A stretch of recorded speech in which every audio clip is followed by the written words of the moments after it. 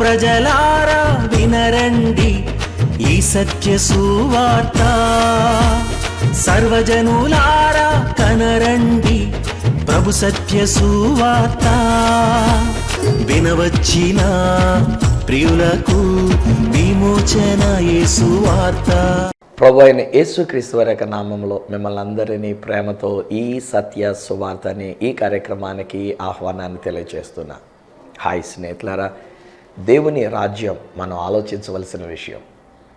ఈ లోకాన్ని గురించి పెద్దగా ఆలోచించకండి, ఈ లోకంలో ఉన్న విషయాల గురించి పెద్దగా ఆలోచించకండి. ఇవన్నీ తాత్కాలికం, కొంతకాలం ఉంటాయి, ఆ తర్వాత మళ్ళీ లేకుండా పోతాయి. ఒకవేళ మనం ఎంత సంపాదించుకున్నా మనం ఈ లోకాన్ని విడిచిపెట్టినప్పుడు వీటన్నిటిని విడిచిపెట్టక తప్పదు కదా. ఎందుకు వీటి కొరకైనటువంటి తాపత్రయం? మనం ఆలోచిస్తే ప్రతి మనిషి ఆలోచించవలసిన మన ఆలోచన ఏమై ఉండాలి అని అంటే దేవుని రాజ్యము కొరకే ఆలోచించాలి. ఆ దేవుని రాజ్యం శాశ్వతమైనటువంటి ఒక రాజ్యం, పరలోక రాజ్యం, మనమందరం చేరవలసినటువంటి ఒక గమ్యం. నిశ్చయముగా ఏదో ఒకరోజు ఆత్మ ఈ దేహాన్ని విడిచిపెడుతుంది. ఆత్మ ఈ దేహాన్ని విడిచిపెట్టినప్పుడు మనం ఆ దేవుని సాన్నిధ్యంలోనికి వెళ్ళాలి.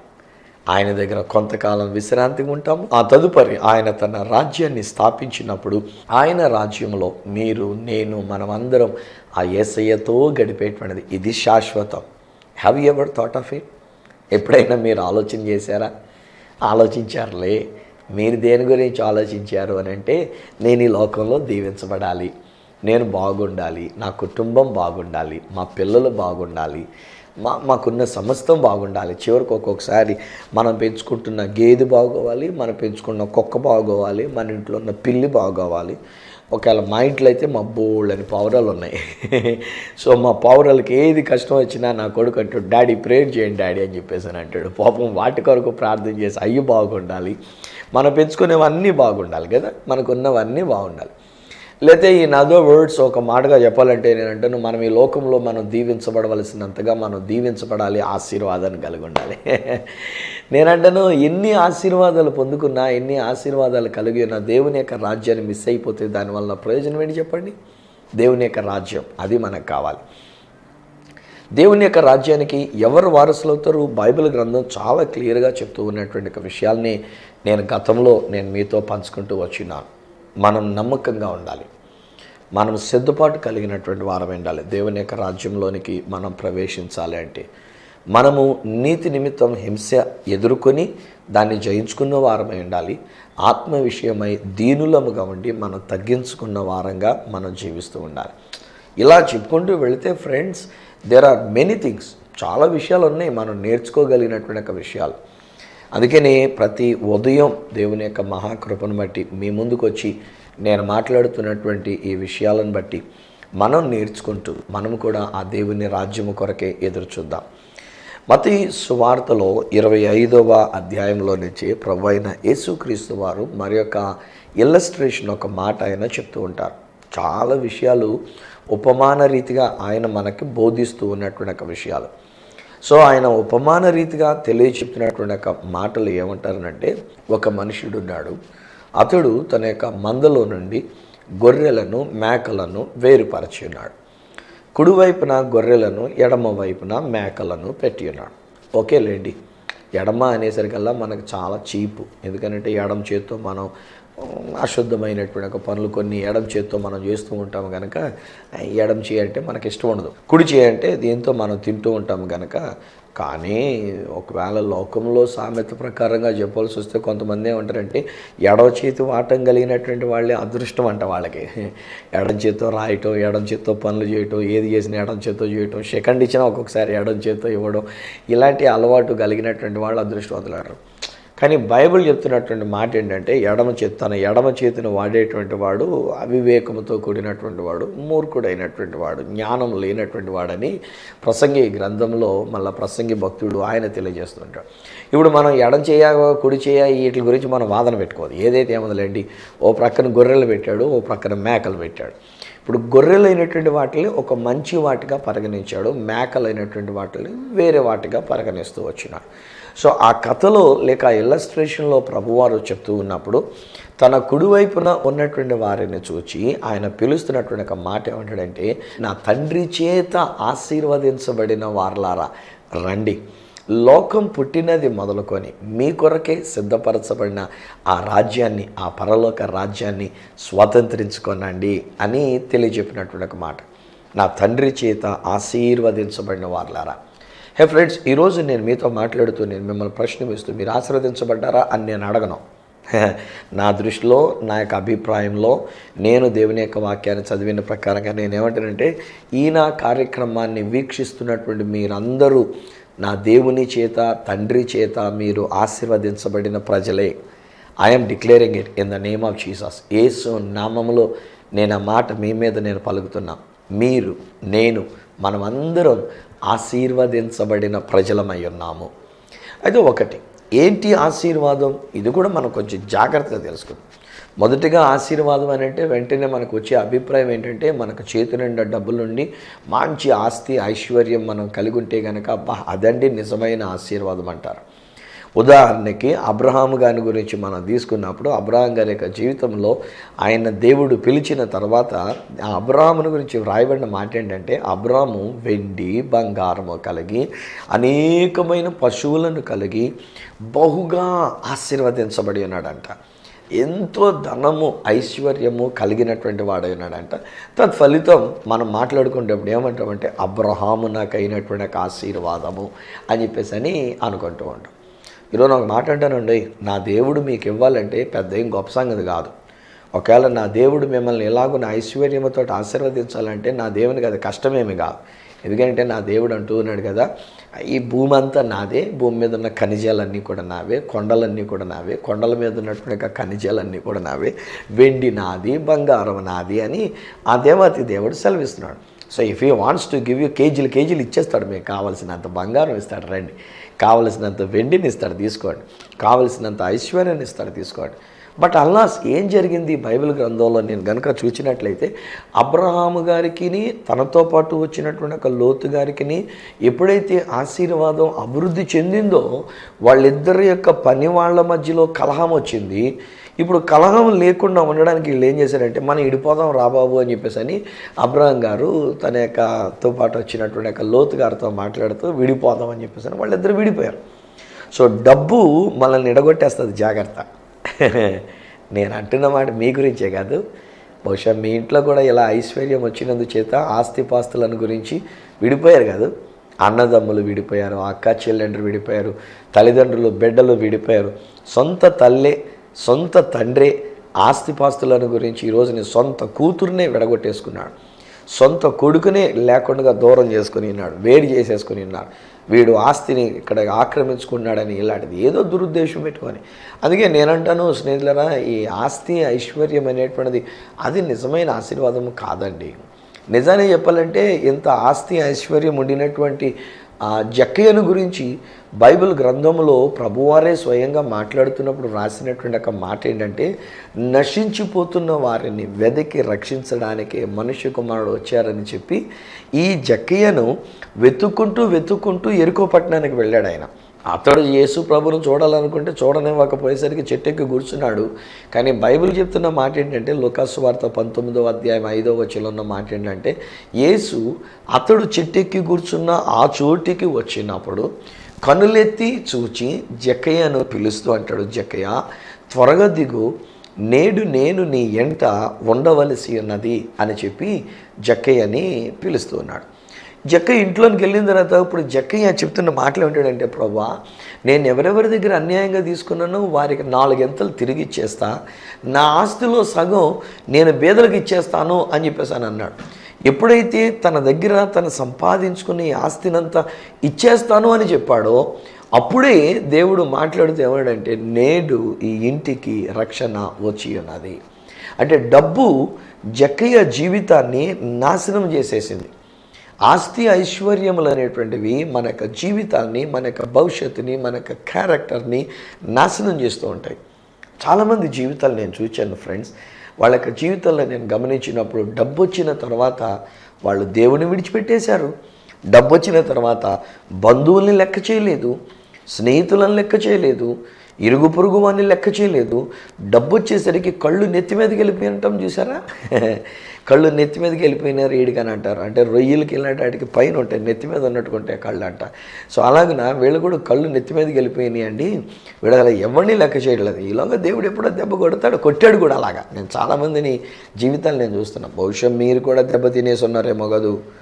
బహుశా మీరు కూడా ఒకవేళ ఏ గాయము చేయబడినటువంటి వారు ఉండి ఉన్నారో, ఒకప్పుడు మీ చేతి నిండా డబ్బు ఉంది, చాలా గర్వములోనికి వెళ్ళిపోయారు. కానీ ఈరోజు ఆ డబ్బంతా పోయింది, ఆరోగ్యం పోయింది, స్నేహితులు విడిచిపెట్టేశారు, బంధువులు కూడా మీకు దూరం అయిపోయారు.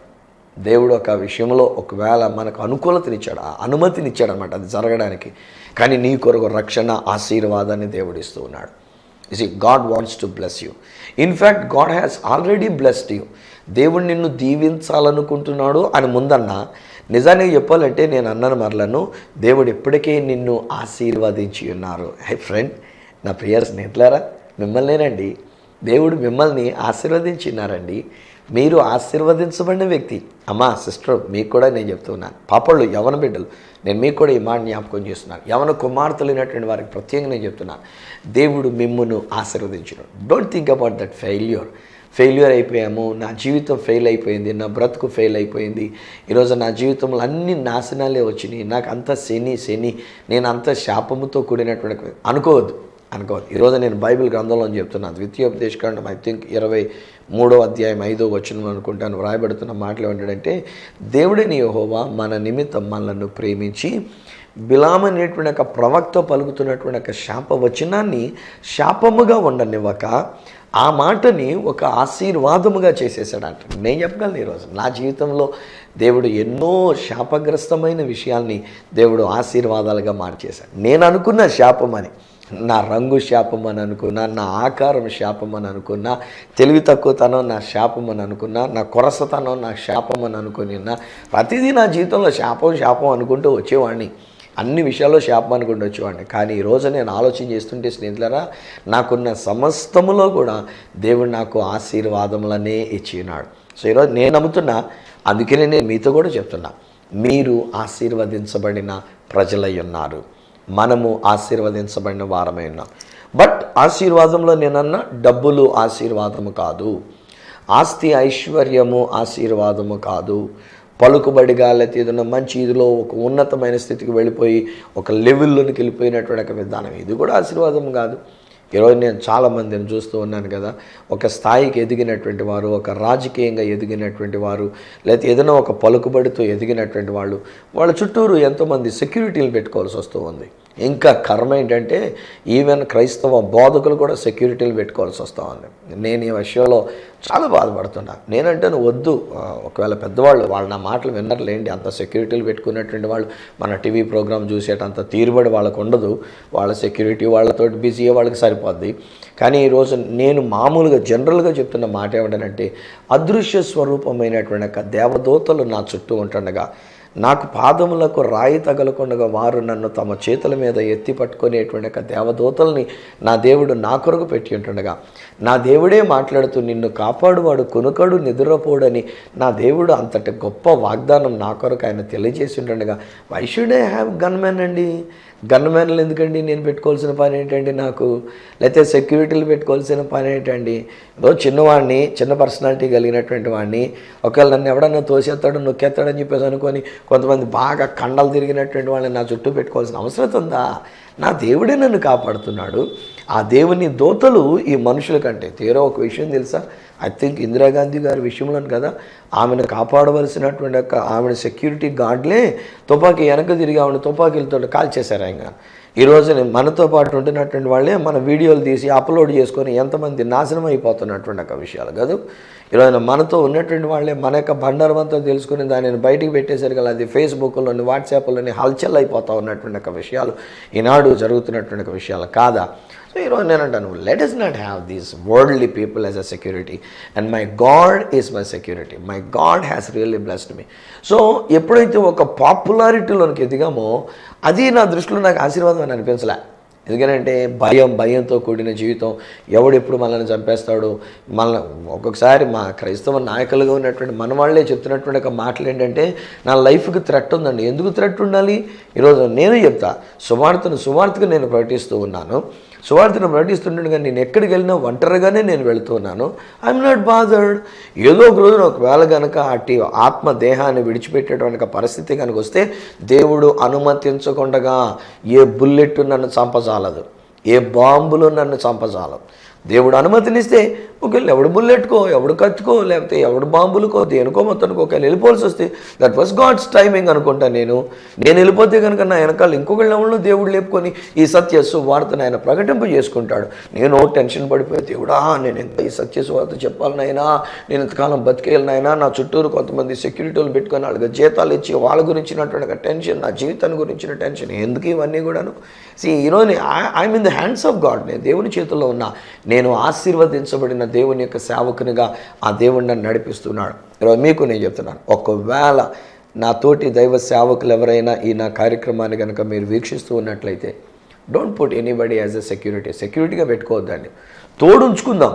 మనకు సహకారంగా ఒకరు తోడు ఉండటం మంచిది. ఒంటరిగా ఉండేదానికంటే ఎవరైనా మనకు తోడుగా ఉంటూ ఉన్నప్పుడు అది మనకు మంచిది. నేను దాన్ని కాదనట్లేదు.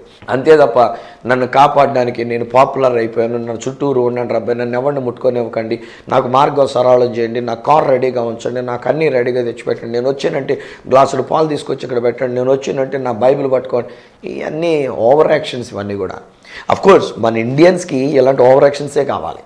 మన భారతీయులైనటువంటి వాళ్ళకి ఇలాంటి యాక్షన్ చేస్తే, వాడి దగ్గర సరుకు లేకపోయినా, వాడు వచ్చి ఏం చెప్పినా చెప్పకపోయినా, ఎంత ఓవర్ యాక్షన్ చూపించి మనం 10 మందిని పెట్టుకుంటే వాడిని పెద్ద దవిజన్ కింద చూసేటువంటి గొర్రెలు మన యొక్క తెలుగు వాళ్ళు కూడాను కదా.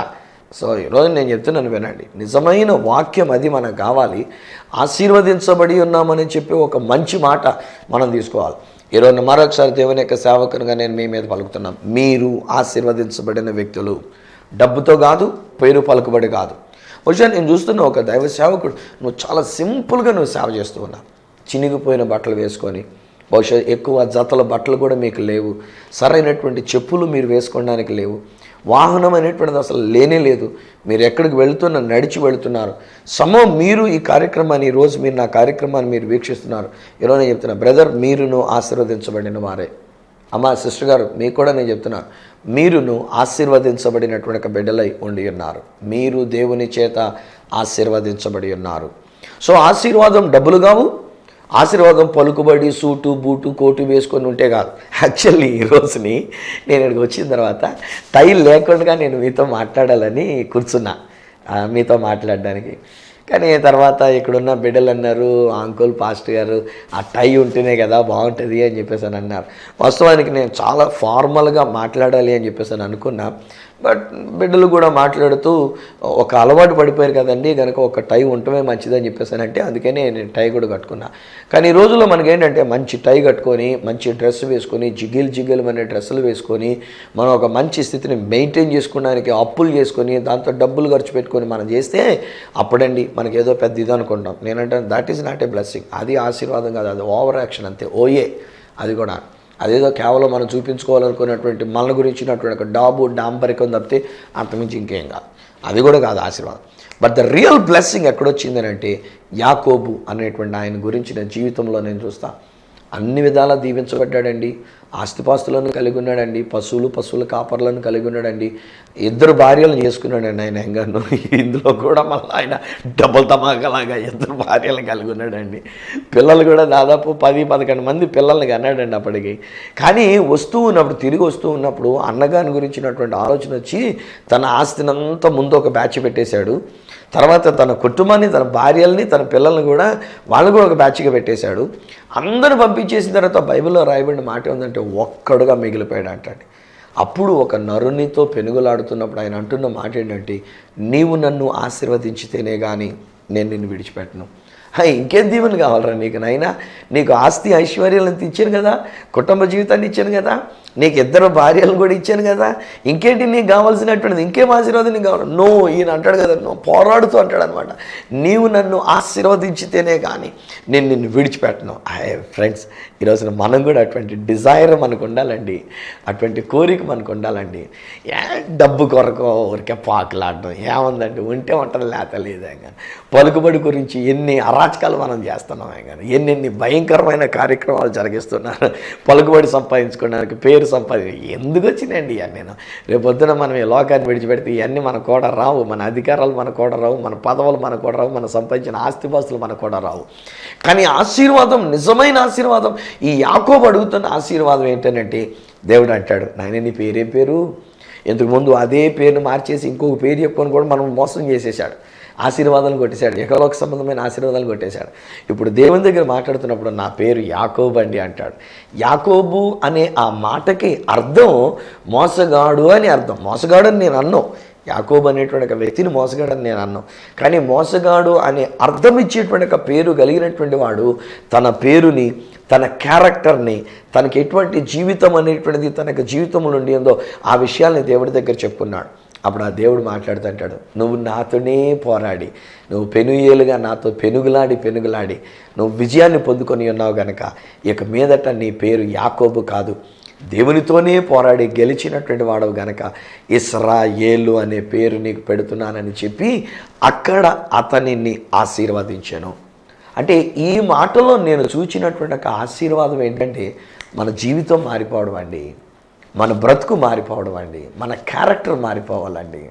ఏమండి, మునుపు ఒకవేళ ఎటువంటి త్రాగుడికి బానిస అయిపోయి ఉన్నామో కాదు, మునుపు మన యొక్క జీవితంలో ఎలాంటి వ్యభిచారానికి బానిస అయిపోయి ఉన్నామో కాదు, మునుపు మన యొక్క జీవితంలో ఏ చెడు వ్యసనాలకి బానిసలమైపోయి ఉన్నామో కాదు, చెడ్డ మాటలు మాట్లాడడానికి, వీళ్ళ మీద చెడ్డ మాటలు పలుకుతూ ఉండడానికి, వాళ్ళ గురించి వీళ్ళ గురించి బురద చల్లడానికి, అసూయ, ద్వేషాలు, కక్షలు, వేరే తాత్పర్యాలు ఇలాంటివన్నీ పెట్టుకొని మనం భయంకరమైన జీవితాన్ని మనం జీవిస్తూ వచ్చినటువంటిది ఇక చాలండి బ్రదర్, చాలండి అమ్మా సిస్టర్ గారు, ఇక చాలరా, అలాంటి జీవితం చాలు, యాకోబు లాంటి జీవితం చాలు, మోసంతో కూడిన జీవితం ఇక చాలు. అమ్మ నాన్నల్ని మోసం చేసాము, భర్తని మోసం చేసి ఉన్నాం, బహుశా భార్యని మోసం చేస్తూ ఉన్నాము, మన కుటుంబీకులను మోసం చేస్తున్నాం, మీ పాస్టర్ గారిని మీరు మోసం చేస్తున్నారు, పెద్ద భక్తి కలిగినటువంటి వారిలాగా మీరు కనబడుతున్నారు, కానీ మీ అంతరంగంలో ఉన్నటువంటి ఆలోచన నేను చూస్తున్నా, ఒక వ్యక్తి మీ పాస్టర్ గారి కుటుంబంలోనే మీరు మోసం చేస్తున్నారు. బ్రదర్, మంచిది కాదు. పాస్టర్ గారి కుటుంబీకులతో అలా మోసంగా ప్రవర్తించడం మంచిది కాదు. నేను చెప్తున్నాను ఈ దినాన్ని, నిజమైన ఆశీర్వాదానికి మన బ్రతుకు మారిపోవాలి. నిజమైన ఆశీర్వాదం మనం పొందుకోవాలంటే ఆ చెడు వ్యసనాలు, ఆ చెడు అలవాట్లు, ఆ చెడు స్నేహాలు, ఆ చెడు బంధకాలు ఇవి తొలగిపోవాలండి.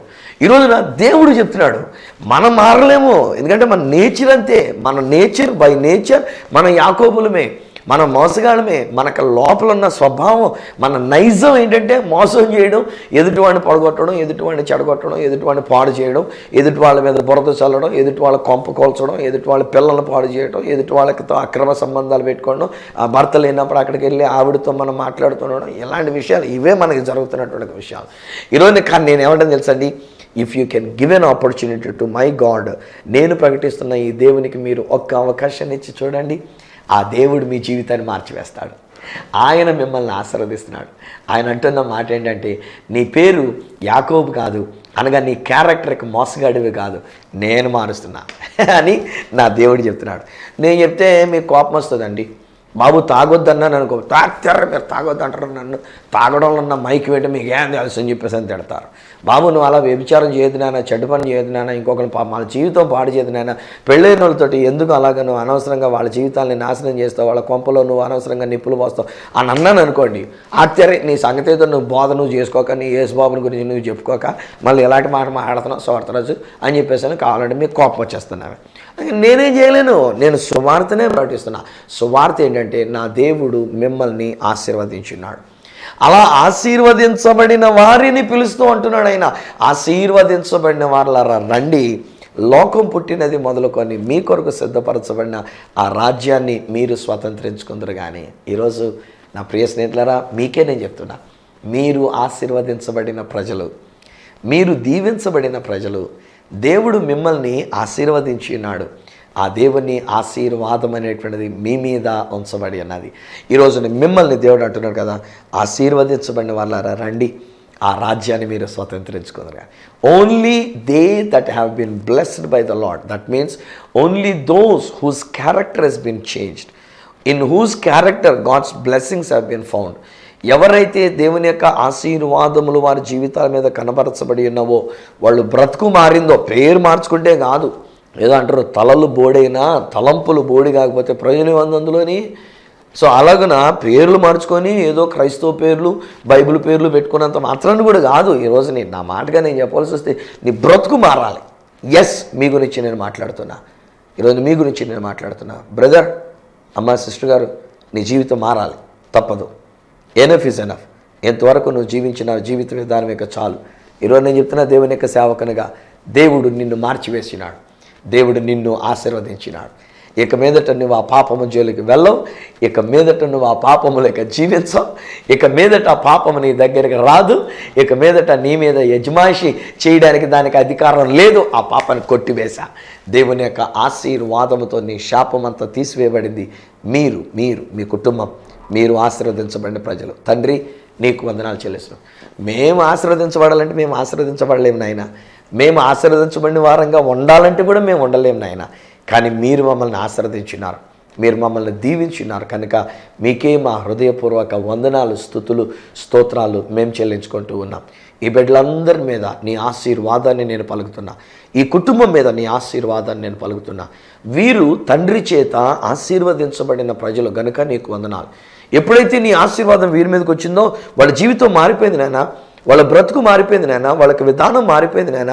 మీరు మార్చివేసి ఉన్నారు కనుక నీకు వందనాలు, మీకు స్తోత్రాలు మేము చెల్లించుకుంటూ ఉన్నాం. ఈ కుటుంబం చుట్టూ నీ పరిశుద్ధ అగ్ని నేను కంచిగా వేస్తున్నా. బిడ్డల మీద, ఈ కుటుంబం మీద నీ ఆశీర్వాదాలని నేను పలుకుతున్నా.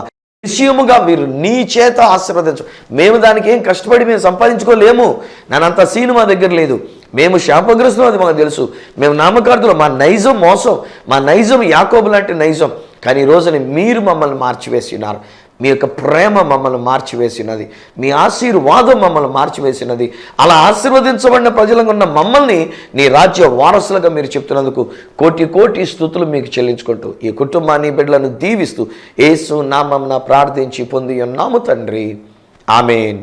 తండ్రి, కుమార, పరిశుద్ధాత్మలను దేవదేవుని దీవెన ఆశీర్వాదం ఆయన బిడ్డలుగా మీకును మీ కుటుంబములకును నిత్యము తోడయుండి మిమ్మల్ని ఆశీర్వదించి ఆ పరలోక రాజ్యానికి వారసులనుగా చేసి నడిపించును గాక. ఆమేన్, ఆమేన్. వెల్ స్నేహితులారా, దేవుని ఆశీర్వాదం మీ జీవితంలో మీదకి వచ్చినది.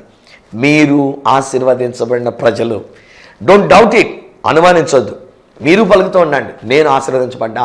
స్వార్థరాజు గారు చెప్పారు, నేను నమ్ముతున్నా ఈ సత్య సువార్త, నేను నమ్మాను గనక నేను, నా ఇంటి వారు మేము ఆశీర్వదించబడి ఉన్నాం అనే చెప్తూ ఉన్నాడు. ఒకవేళ ఇబ్బందులున్నా, ఒకవేళ కష్టమున్నా, ఒకవేళ ఏదైనా వ్యాధి బలహీనతలున్నా, ఒకవేళ ఒక ఆర్థిక సమస్య అనేటువంటిది ఉన్నా, ఒకవేళ ఏదైనా ఆలోచన విషయంలో మీ యొక్క తలంపులలో లేక మీ యొక్క హృదయంలో పాపం అనేటువంటిది మీ మీద అజమాయిషి చేసినట్టుగా ఉండి, ఒకవేళ మరలా నేను ఇలా మాట్లాడిన తర్వాత కూడా పాపపు శోధన మీకు వస్తూ ఉన్నా, అక్కడ మీరు పలకవలసిన మాట ఏంటంటే, నో, నేను ఆశీర్వదించబడిన వ్యక్తిని అని మీరు పలుకోండి.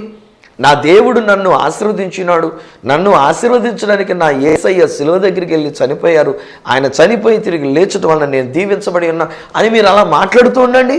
మీరు అలా మాట్లాడుతుండగా మీకు ఎదురైన శోధన తొలగిపోతుంది, మీకు ఎదురైన కష్టం తొలగిపోతుంది, మీ ఇంట్లో మీ కుటుంబీకులకు మీకు ఉన్నటువంటి వ్యాధి బలహీనతలు అవి తొలగిపోతున్నాయి. మీరు ఆశీర్వదించబడిన వారుగా ఈ లోకానికి కనబడుతున్నారు, దేవునికి మహిమ తెచ్చేవారుగా ఉంటున్నారు. నాకేం చెప్పొద్దులే, నాకు మీరు ఉత్తరం కూడా రాయొద్దులే. ఈరోజు నేను మీతో పంచుకున్నటువంటి మాట ఏంటంటే, మీరు పొందుకున్న మేలుని నాకు ఎలాగ చెప్పొద్దు, నాకేం చెప్పనక్కర్లేదు. ఎందుకనంటే ఒకవేళ అలా చెప్తే రేపొద్దున్న నేను కూడా అతిశయిస్తానేమో. కానీ ఒకవేళ మీకు ఏదైనా కష్టం ఉంటే, ఎప్పుడైనా ఏదైనా విషయం మీరు నాతో పంచుకోవాలని కోరుకుంటే, ఏదైనా ఒకవేళ ప్రార్థన వినుపం నాతో చెప్పాలని కోరుకుంటే, ఒక ఉత్తరం ద్వారా కానీ, ఒక SMS ద్వారా కానీ, ఒక వాట్సాప్ మెసేజ్ ద్వారా కానీ మీరు తెలియజేయాల్సిందిగా మనం చేస్తున్నాం. నా అడ్రస్ ఈ సత్య సువార్త, సామర్లకోట 533440, తూర్పుగోదావరి జిల్లా, ఆంధ్రప్రదేశ్. అడ్రస్ మరొకసారి చెప్తూ ఉన్నా, ఈ సత్య సువార్త, సామల్ code 533440, east Godavari district, Andhra Pradesh.